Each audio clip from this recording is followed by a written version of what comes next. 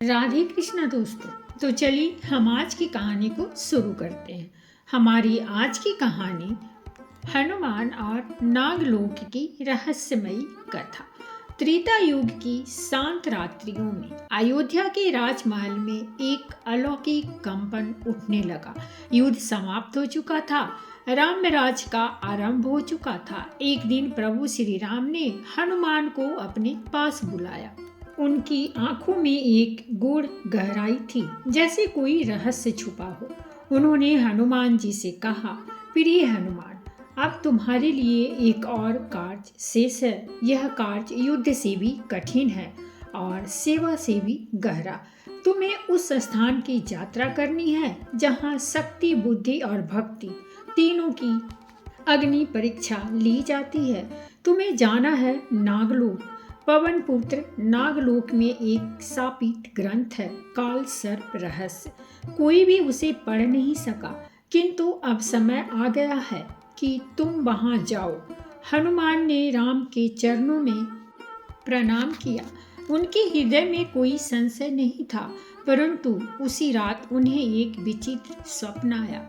एक अंधकारमय सुरंग जहां हर ओर नागों की फुफकार गूंज रही थी। एक गूंजती आवाज बार बार कह रही थी, सांप को तोड़ो, आत्मा को मुक्त करो। यह सपना कई रातों तक चला।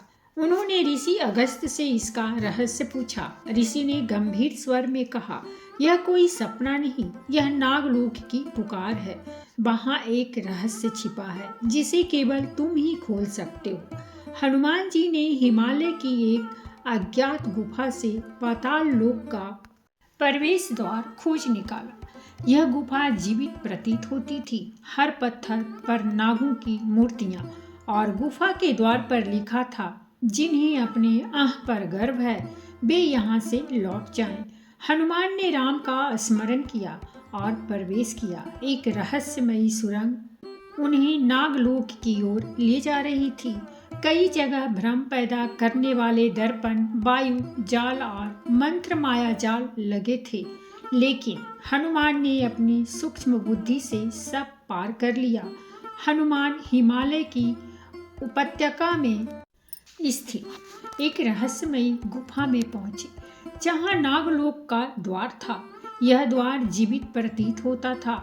मार्ग में मंत्र माया के जाल थे, भ्रम फैलाने वाले दर्पण और सुरंगें जो बार बार दिशा बदल देती थीं। लेकिन हनुमान की सूक्ष्म दृष्टि और राम नाम की शक्ति उन्हें राह दिखा दी। गहराई में प्रवेश करते ही उन्हें एक विशाल नाग द्वार दिखाई दिया, जिसकी रक्षा एक 5 सिरों वाला नाग कर रहा था। वह गर्जा, हे बानर, प्रवेश की अनुमति केवल उसे है जो 3 रहस्यों का उत्तर दे सके। नाग ने 3 प्रश्न पूछे। पहला, वह क्या है जो बिना आंख के देखता है, बिना कान के सुनता है? हनुमान बोले, मन। दूसरा, जो जितना बांटो उतना बढ़ता है। हनुमान बोले, ज्ञान। तीसरा, जो हर युग में होता है पर हर बार नया रूप लेता है। उत्तर मिला, धर्म।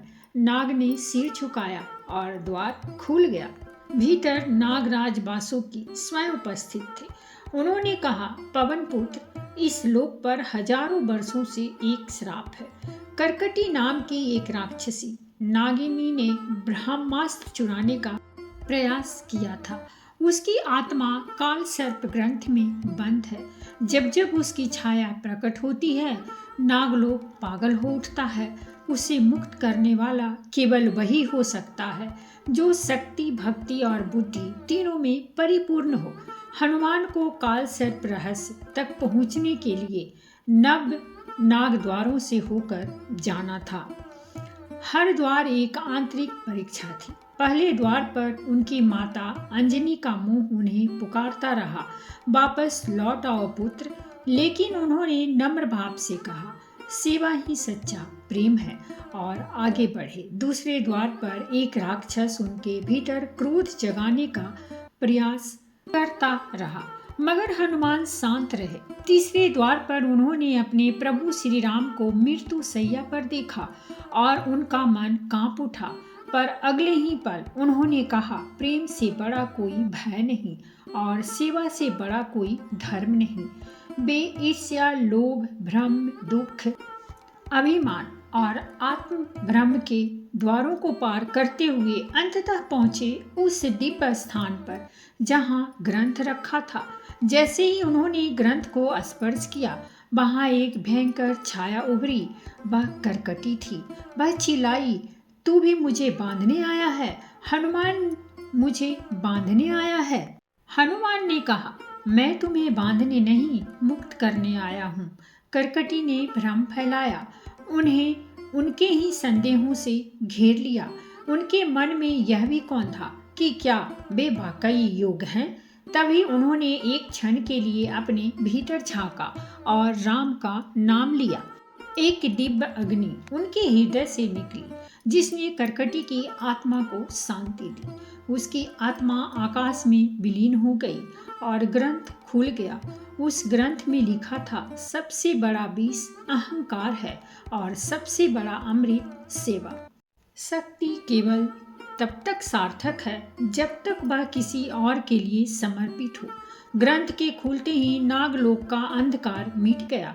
वासुकी ने कहा, अब नाग जाति को पूर्ण जन्म मिला है और यह कथा तुम्हारी पहचान पर रहेगी, क्योंकि सबसे बड़ा तप वह है जो गुप्त रखा जाए।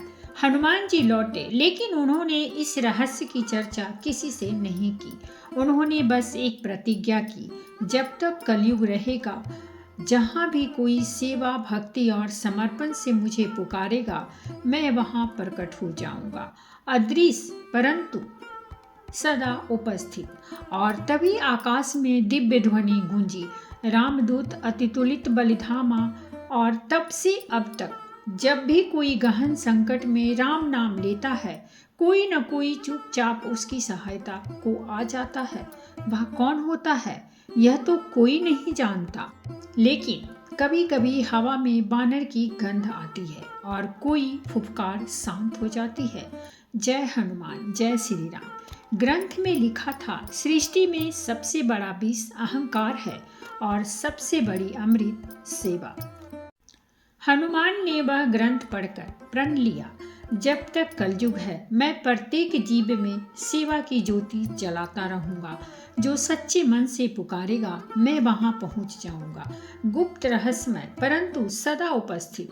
हनुमान जी आज भी जीवित हैं। नागलोक की यह कथा किसी शास्त्र में नहीं, लेकिन आत्मा की यात्रा में लिखी गई है। यह कथा हमें बताती है कि शक्ति तब तक उपयोगी है जब तक वह सेवा में हो।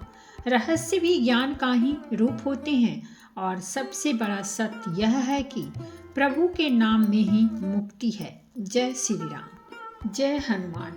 ग्रंथ को प्राप्त करने के लिए हनुमान को नव नाग द्वारों से गुजरना था।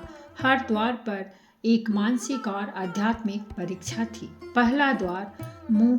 वहां उन्हें बाल रूप में अंजनी माता पुकारती दिखी। उनकी ममता देखकर हनुमान का हृदय विचलित हुआ, लेकिन उन्होंने समझा यह माया है, सेवा ही सबसे बड़ा प्रेम है।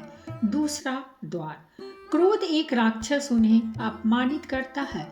हनुमान क्रोधित होते हैं, लेकिन फिर मुस्कुराते हैं। जो अपने क्रोध को जीत ले वही सच्चा वीर है। तीसरा द्वार भय। यहाँ उन्हें अपने प्रभु राम को मृत्यु सैया पर देखा। प्रेम में मृत्यु भी सौभाग्य है। इसी तरह वे 7 अन्य द्वारों को भी पार करते हैं। ईर्ष्या, लोभ, भ्रम, अभिमान, दुख और अंततः आत्म भ्रम। तो दोस्तों, ये थी हमारी आज की कहानी। और अगर कहानी अच्छी लगी हो तो प्लीज़ हमारे चैनल को सब्सक्राइब कीजिए, वीडियो को लाइक और शेयर जरूर कीजिए। कहानी सुनने के लिए बहुत बहुत धन्यवाद।